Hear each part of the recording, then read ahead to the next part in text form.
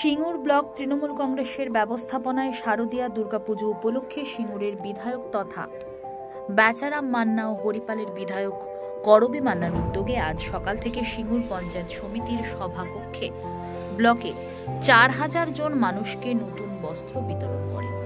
উপস্থিত ছিলেন সিঙ্গুর ব্লকের বিডিও সৌভিক ঘোষাল। প্রতি বছরের ন্যায় এবছরও সিঙ্গুর ব্লকের বিভিন্ন পঞ্চায়েতের মানুষের হাতে তুলে দেওয়া হয়। আগামী সোমবার হরিপাল ব্লকের বিভিন্ন পঞ্চায়েতের গ্রামবাসীদের হাতে নতুন শাড়ি, ধুতি, গেঞ্জি তুলে দেওয়া হবে হরিপাল লোকমঞ্চে। পুজোর আগে নতুন বস্ত্র পেয়ে খুশি চোখে মুখে।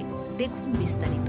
দেখুন, প্রতি বছরই আমরা এই কর্মসূচি রাখি, এবছরও আমরা রেখেছি এবং আজ থেকে শুরু হলো। আগামী দ্বিতীয়া পর্যন্ত প্রতিদিনই বিভিন্ন জায়গায় এই রকম বস্ত্র উপহার দান চলবে এবং সাধারণ মানুষ এটা খুব চায় এবং আমরা চাই যে গরিব যারা সাধারণ মানুষ তারাও আনন্দে সামিল হোক এই বস্ত্র উপহার দানের মধ্যে। আজকে সিঙ্গুর ব্লক দেওয়া হয়েছে, কালকেও দিন ব্লক দেওয়া হবে এবং পরশুদিন হরিপাল ব্লক, তারপর অন্যান্যগুলোকে আমরা দেওয়া হবে। এবং তার সহযোগী বিধায়ক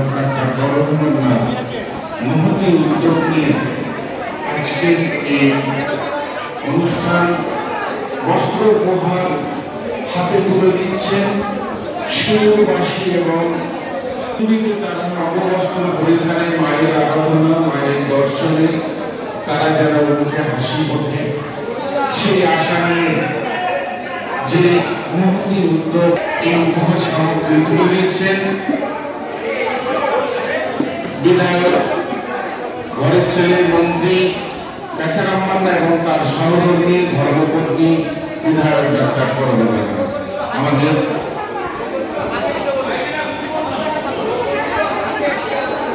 যারা বস্ত্র উপহার নিতে এসেছে, কাপড় পেলেন? হ্যাঁ, পেয়েছি। খুব খুশি, আমরা আনন্দে খুব খুশি। কেন আনন্দ হচ্ছে?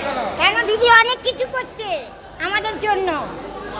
হ্যাঁ, এই যে বন্যা আর্থিকদের জন্য যা করছে, সবার জন্য করছে। আমাদের প্রতি বছরই দেয় দিদি, আমরা সব কিছু পাই। কাপড় নিয়ে কি করবেন? করবো, ঠাকুর দেখবেন? হ্যাঁ নিশ্চয়ই। আপনার নামটা বলে দিন। সন্ধ্যা দাস। হ্যাঁ, সন্ধ্যা দাস, মদনদার ওখানে থাকি। কাপড় পেয়ে কি বলবেন? ভালো লাগলো, খুব ভালো লাগলো। প্রতি বছরই দেবেন? হ্যাঁ। কি করবেন কাপড় নিয়ে? করবো বাড়িতে। ঠাকুর দেখতে যাবেন? হ্যাঁ। এই যে মন্ত্রী দেয়, হ্যাঁ, আর কেউ দেয়? হ্যাঁ। প্রত্যেকের কাছে অনুরোধ করবো টোকেনগুলো হাতে নিয়ে রাখুন।